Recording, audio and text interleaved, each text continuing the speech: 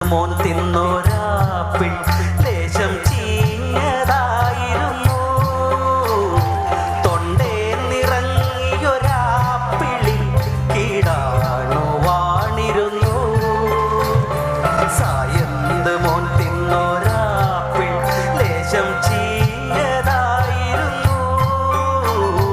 തൊണ്ടേ നിറങ്ങിയൊരാപ്പിളിൽ കീടാണു വാണിരുന്നു. പിത്താശയക്കല്ല് തേങ്ങി ദഹനരസം കൊണ്ടുതാ. രോഗം രോഗം വയറിനടിയിൽ കളകളനാദം. നമ്മൾ തിന്നും എല്ലാ കശപിശയും ദഹിപ്പിച്ചു കളയും.